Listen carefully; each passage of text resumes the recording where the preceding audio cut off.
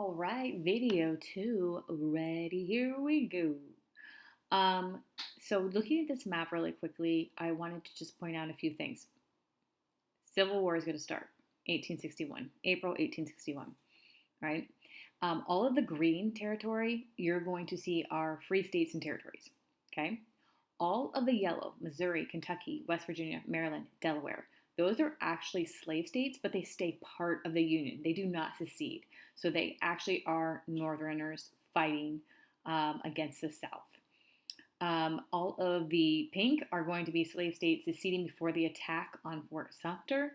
And all of the purple are going to be the states that are like, oh, I guess we're at war. So now we got to secede. So all of the pink slash peachish color on the bottom, they're the first to secede. South Carolina leads the way. And then you have, of course, Georgia, Florida, Alabama, Mississippi, Louisiana, and then Texas in February.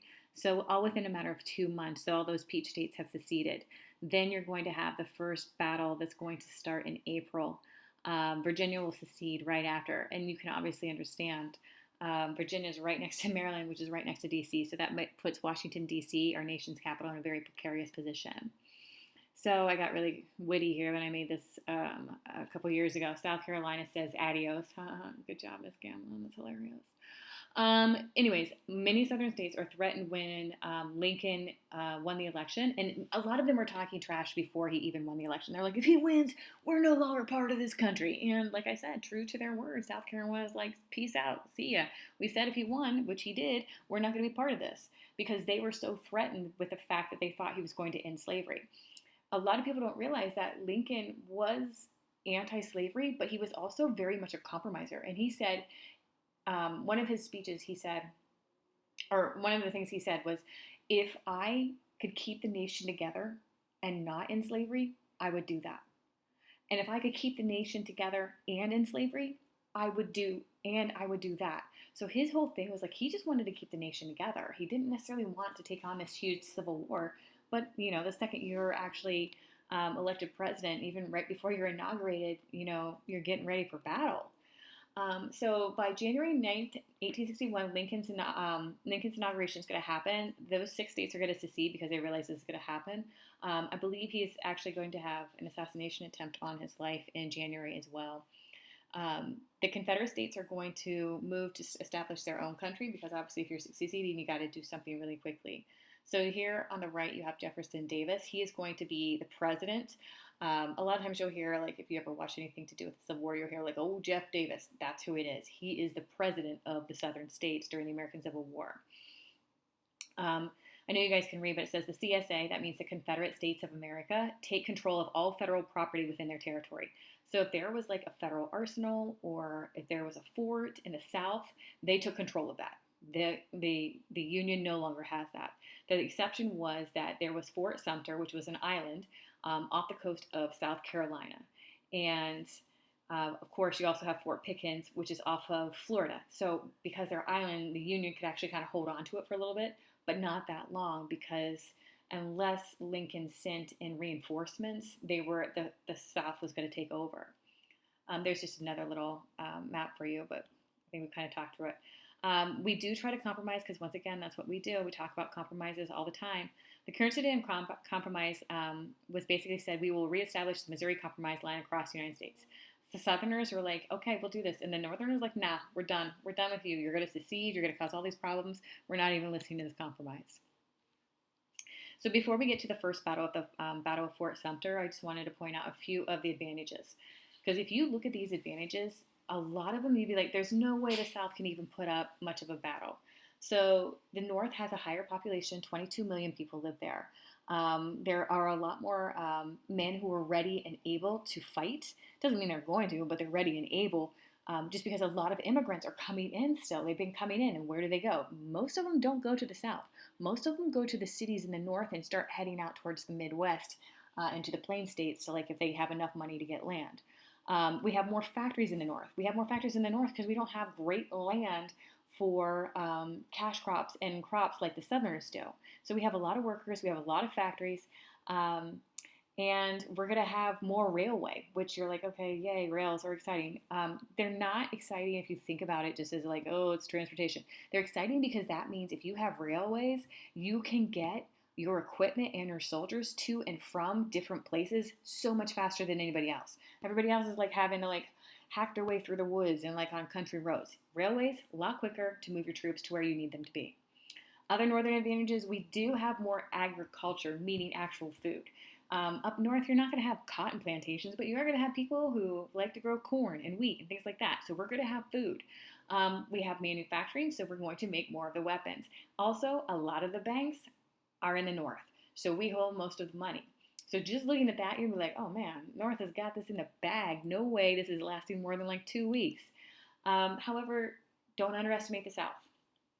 The advantage of the South is that while the white owners and all the white men are off fighting, the slaves can stay at home and work. So their whole way of life can continue while they go off and fight. The other big thing is they're fighting a defensive war. They're not trying to go in to attack the United States or to attack Ohio or New York. They're just literally trying to like keep us out of the territory. And I think if anybody plays sports, you realize a lot of times playing defense is the better way, right? Offensive, you always got to think of the strategy and attack. Defense, you're just like, yeah, stay out of my territory. The other thing is Southerners, they're living on these farms, they're plantation owners. So a lot of these men are used to using rifles and things like that. They're on horseback. A lot of these city guys in New York, they don't have a rifle. Maybe they have a pistol, and they definitely don't have a horse because they're just walking everywhere. So they're more ready in the South to actually be soldiers. The other thing is that a lot of our military schools are actually located in the South, 7 of them. So we have a very strong military tradition. So a lot of Southerners, even plantation owners, would send their sons to military schools and then they'd come back and run the plantation. Well, these are men who have been like trained and steeped in military strategies and tradition. So they're ready. Also, some of the best officers, and in fact, the majority of the best officers actually go down to the South and take up arms with the South.